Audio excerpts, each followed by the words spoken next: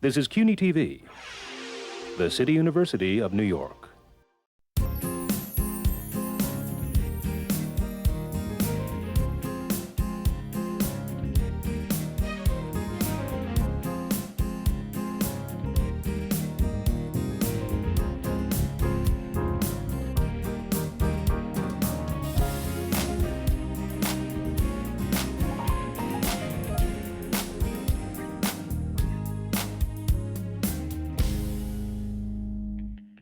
Hello, I'm Ronnie Eldridge. Welcome to Eldridge & Company.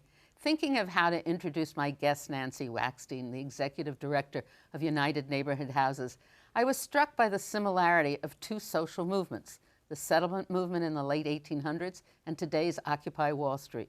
Both in their own way decry the disparity of opportunity between the rich and the rest of the population. So welcome, and I'm anxious to talk about that. Okay. Let's start basically with the settlement movement.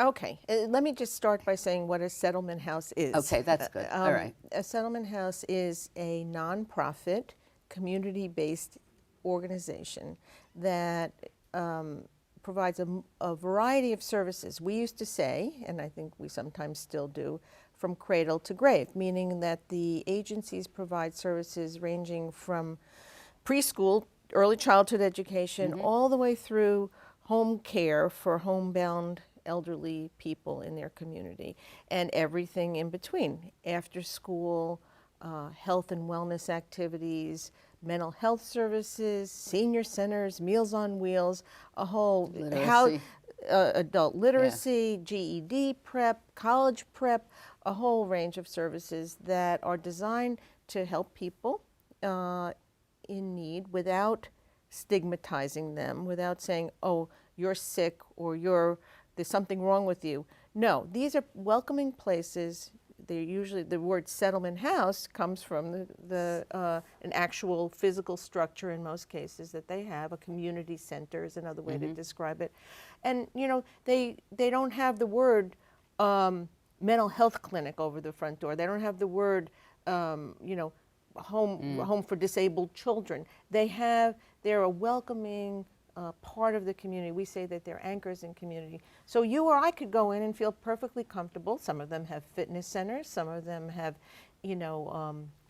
classes in computer learning and music appreciation. It's a kind of normal place to go. It's not it's centered in a community. Right, and so you will see in many communities around the city, and the members of United Neighborhood Houses, we're the federation of all these settlement houses and community centers. How many are there? 37.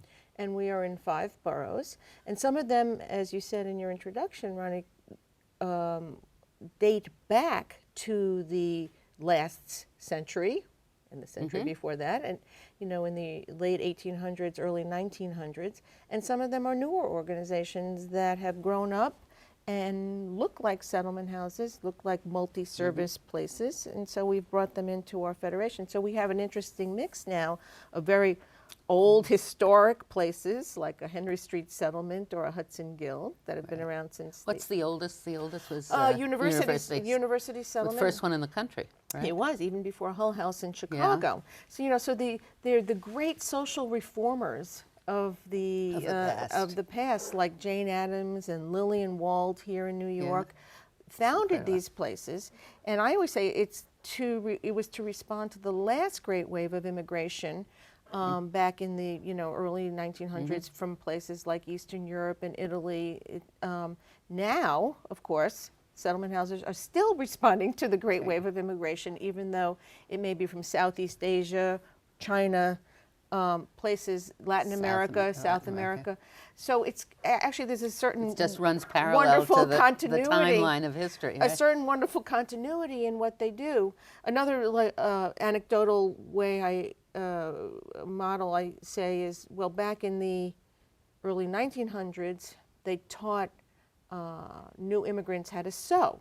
They had these rooms because that's where they could get jobs. Right. Now we're teaching new immigrants how to use computers because that's where they can get jobs. So it's funny, there used to be rooms of sewing machines for people to learn and practice, and now there's rooms of computers. It's so interesting. And it predated any of the anti-poverty programs in the country. Yes, yes, It did. even predated Social Security. So It predated government involvement in in personal this. lives. This was Yeah. charity. It's what we used to call charity. Right. There were wealthy people, major benefactors, who would fund some of these places. That's how it started. That's how as it charity. started. It started in England, right? Yes, Toynbee Toynbee, Hall. In yeah. fact, I visited Toynbee Oh, Hall did you? last May when I was there, Yeah. and it was great. It was just Right. incredible. They're still going strong. It's amazing. That's why I said it's similar in a way to the discrepancy between the rich and the poor. In the beginning, I thought the effort was to bring the poor up and move them to the middle class and hopefully, even unlimited horizons. And now the effort is to bring the high people down. Of course, we want to bring the poor people up too, but it's a different way of doing it. Right, and I just does that sound crazy? no, it doesn't. Yeah. It doesn't. But I just want to say, in terms of reducing disparities, I mean, Yeah. that's really what we're talking Yeah. about. But I mean, the goals of the early settlement house leaders very clearly were to help this new group of immigrants become Americans. Assimilate was the term they used back then, Right. even though now we talk about integrating, helping That's immigrants retain their own culture and language while becoming Right, and part they of wanted to assimilate. Right, Yeah. and back in those days they wanted to assimilate them, but the goal is the same: to give people the skills, the education, to become participatory members of American democracy. Right? Isn't that? yeah. And What fascinated me also with the comparisons was that fact of assimilation, because they wanted the wealthier people to move first into the actual center. I mean, they were even charging rent, weren't they? yes, I was the director for several years of a settlement house on the Upper East Side, Lenox Hill Neighborhood House, before I was at the Federation. And when I went there in 1991, they still had the rooms, the old settlement house still had the rooms where staff members lived there. So the word settlement comes from Settling in. Yeah, and mostly middle class people, that was the English model.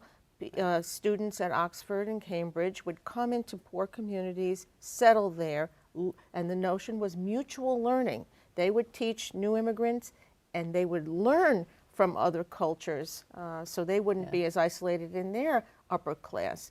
So for example, University Settlement on the Lower East Side today had been founded by students from a university. I can't tell you which one.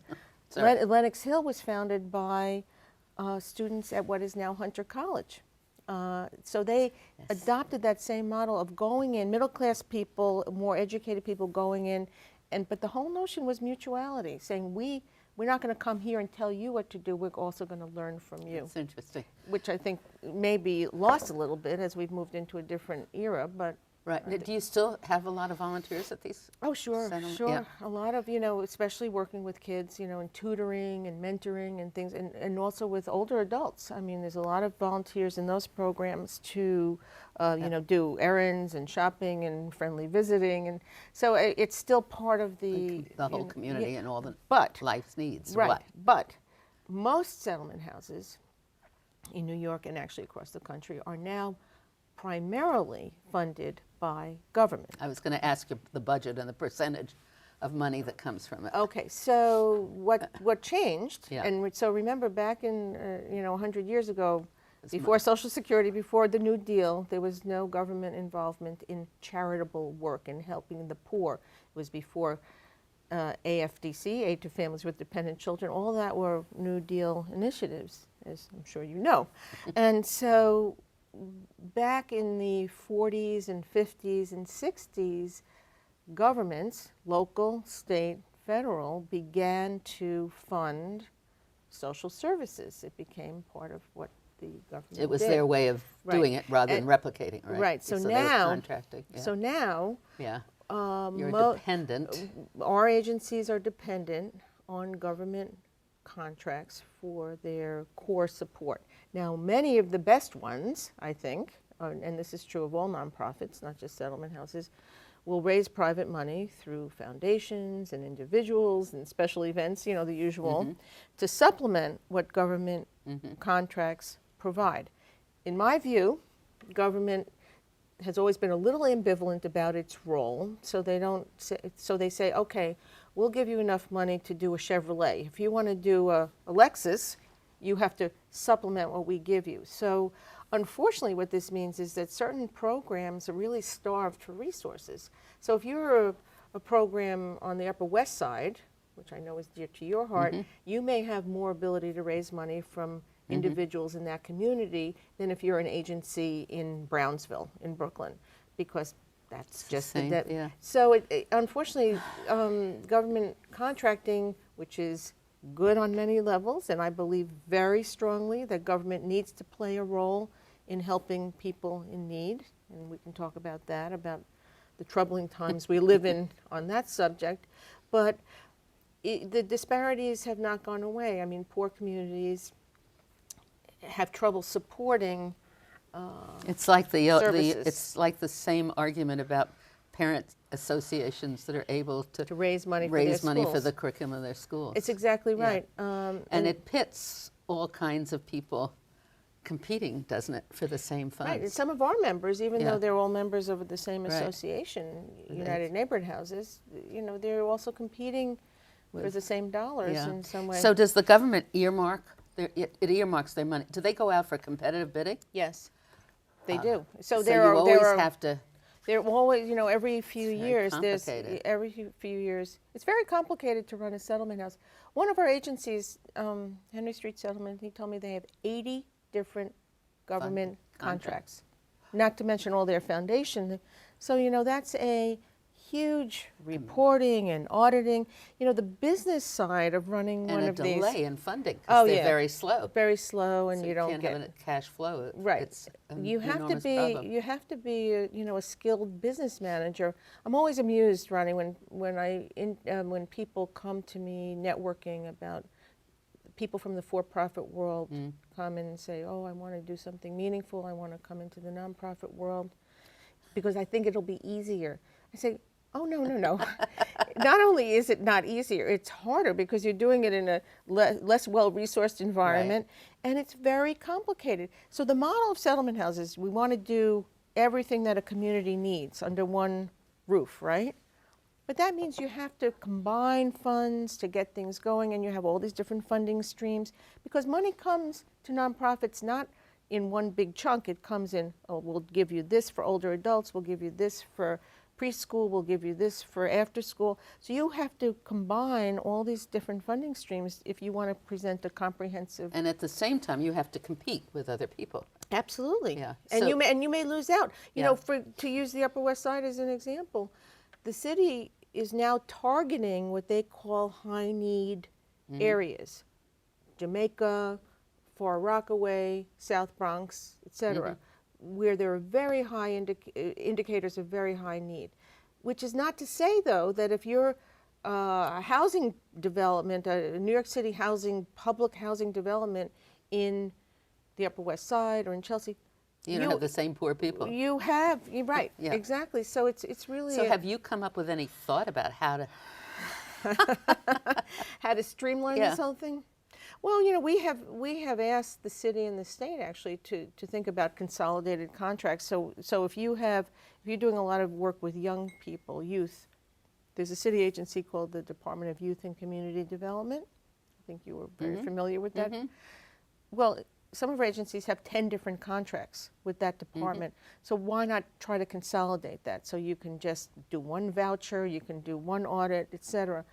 I mean, that's not going to solve the whole problem. You know, I chair the board of an anti-violence project, and we worked for years. The people from that organization designed the protocol for this curriculum for social workers to be able to identify domestic violence when they go for child abuse cases.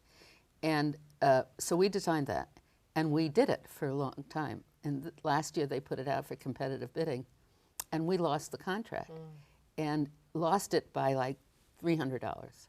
Now, then the people who got it called us for help. So there has to be, I can't explain it, and I understand why it goes out for contract, because then if you're the government, you're liable for lots of criticism for favoritism and all of that stuff. And you need to have accountability of the programs you're funding.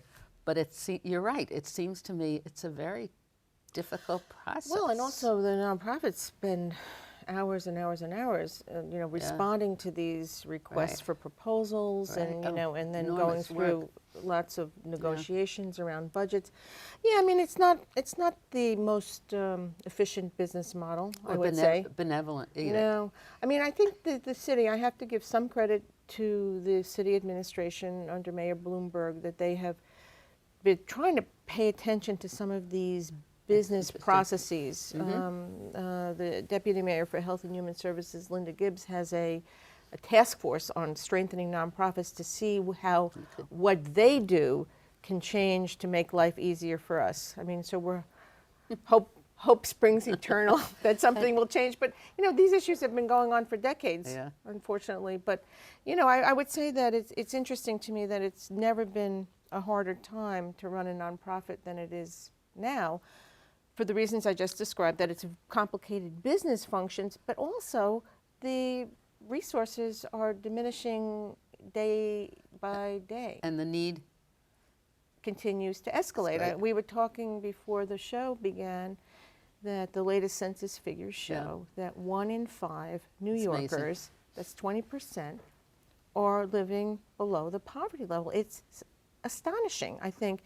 And I think the average middle-class New Yorker doesn't comprehend it. get that. And then the figure is even higher for children. I think it's 1 out of 3 children is growing up poor. So when we talk about bringing up the next generation and school success and all these other things, when you have children living in poverty, which means that they are probably not getting great nutrition, they're not getting great, and they're overwhelmed with stress. and their parents are overwhelmed with stress. Absolutely. Until we do something about poverty, I always think that the discussions around school reform and how we're going to get kids to perform better and achieve more in school, you can't separate it from families. You can't. Absolutely. It's all dependent on that. I know, that's what the problem I have with some of this school reform stuff. Are we going to help the parents too? Yeah. The We kids need spend to. a hell of a lot No, more we're shifting time responsibility to them. teachers. Kids spend a hell of a lot more time with their parents than they do in the school. Right, Hopefully. hopefully. We've both been around for a while. I'm of course longer, but when they used to have AFDC Yes. and stuff, it seemed to me we heard more about the poor. Yes. And I think now the poor have just, I don't know what happens to them. Well, We're always talking about middle class. Well, a lot of neighborhoods in New York City, as you know, have gentrified, meaning that poor people are now, I think, increasingly living in public housing. If they can get in. If they can get in. There's big waiting lists for public housing. So, there's not room for a lot of poor people in neighborhoods where they used to be, like the Lower East Side and parts of Brooklyn that are now so hip. And, so where do those people go? Are they doubled up places? Yes. Are they, trying to get into public housing? Yes.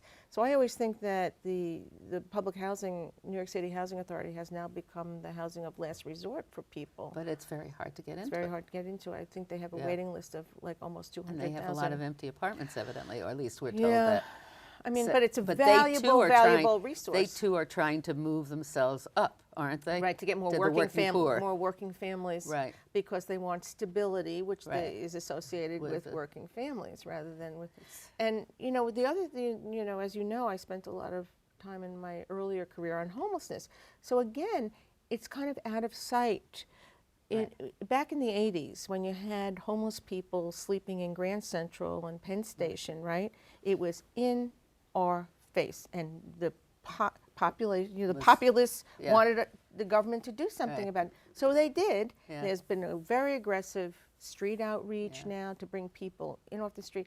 So, but there are still, I think, 40,000 people. Is that more than when you were there? No, it's about the same. It may even be a little more, but 40,000 children, families, single adults in shelter. But guess what? They're not in the central business district, so it's out of sight, out of mind.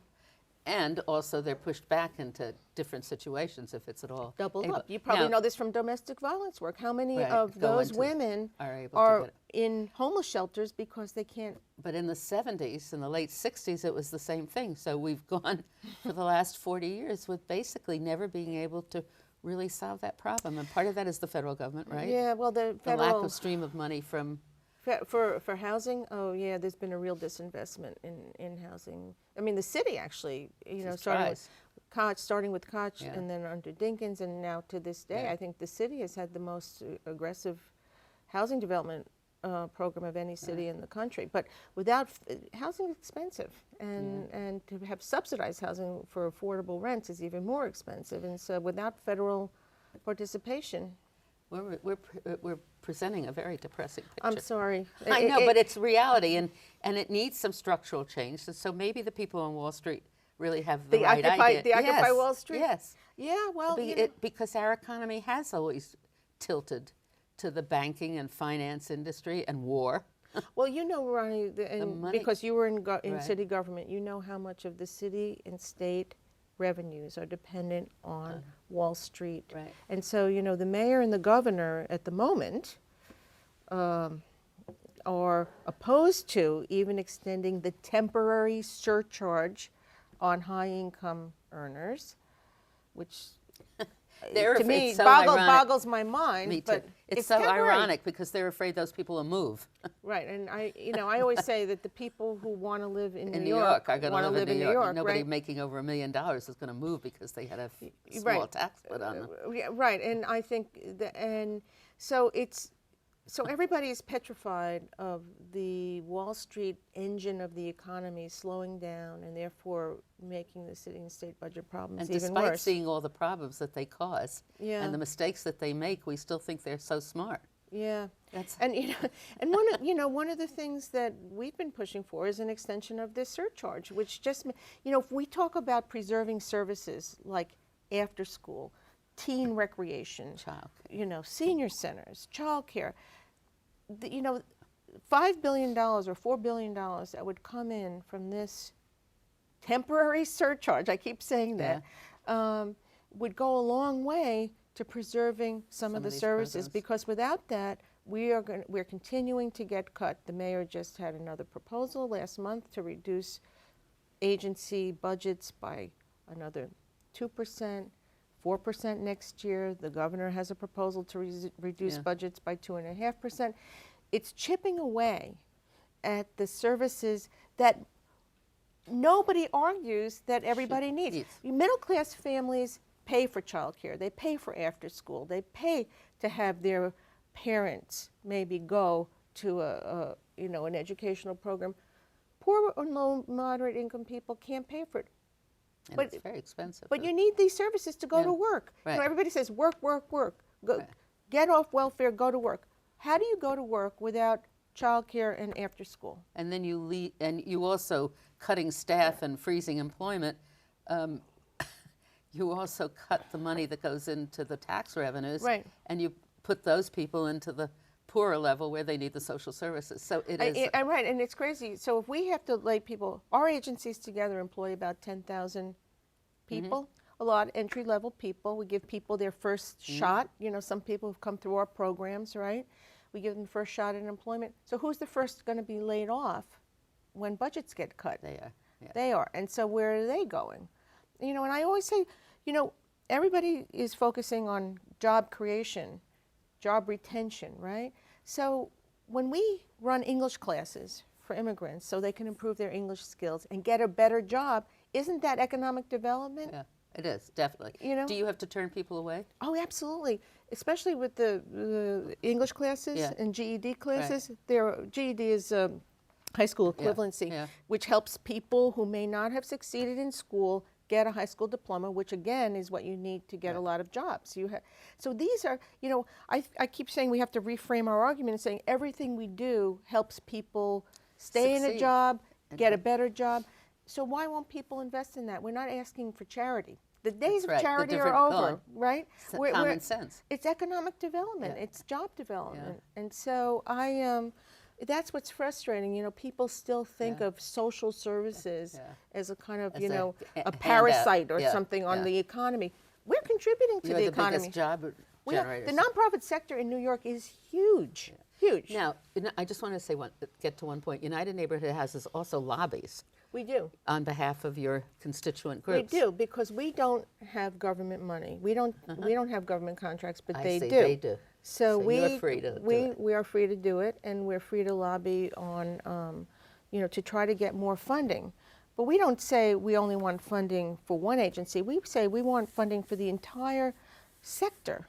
Meaning, even if you're not a UNH member, you can benefit from our lobbying, because we say we need more money for after-school services. Right. We know this is an essential service for working families. So let's get. And I am, as you can hear, I'm feeling frustrated. I've been doing this work for 30-something years in terms of trying to help people in need, and I think it's probably the most challenging time. I remember back when Reagan was elected, and they were the end of the world. I thought that was bad. I'm feeling worse now, Ronnie, because the notion that government, we have to not pay taxes so that we can shrink government. Yeah. Where We is- don't want to shrink it. Well, government, people have to understand that nonprofits today, and this is nationally, not just in New York, are funded by government money. This is important funding. So when you talk about, when they're talking at the federal level about cutting all discretionary spending other than entitlement programs and defense or whatever they're talking about today, you're talking about cutting child care. That's maybe not provided by the government itself, but it's through us. And, so I always think that people don't really understand what their government does. Well, I think if they've seen you and hear you, they may understand a little better. And you have a website? We do. It's UNHNY.org. So that's United Neighborhood Houses New York.org. UNHNY.org. And then from that website, you can see all the different websites of the Yes, we have a your link. other settlement houses. Yes, we have a great new Community website, and we have all kinds of interesting facts on there and videos, and we're very modern now. So now, how does we have no time, but Oh. how does your lobbying, how do you find colleagues to enlarge the group that's lobbying? Well, first we call first upon our members, Yeah. who are the direct service Right. providers. They come with us. The most effective lobbyists are the people themselves. So we try to mobilize seniors, we try to mobilize young people. When we go to Albany to lobby for summer jobs for kids, we have the kids speak for themselves. You The can people- find that activity on your website. Oh yeah, Good. Yeah. Well, Nancy Wackstein, thank you very much. I wish you'd come back again. I will. All right? And I'll come back, maybe I'll be a little more upbeat. No.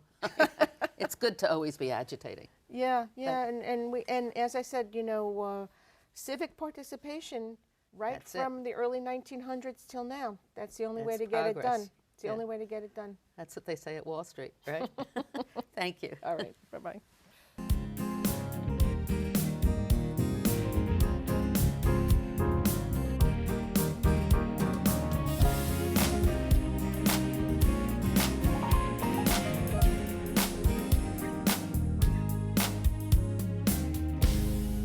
If there are any people you'd like to hear and topics you'd like us to explore, please let me know. You can write to me at CUNY TV, 365 Fifth Avenue, New York, New York, 10016, or you can go to the website at cuny.tv and click on Contact Us. I look forward to hearing from you.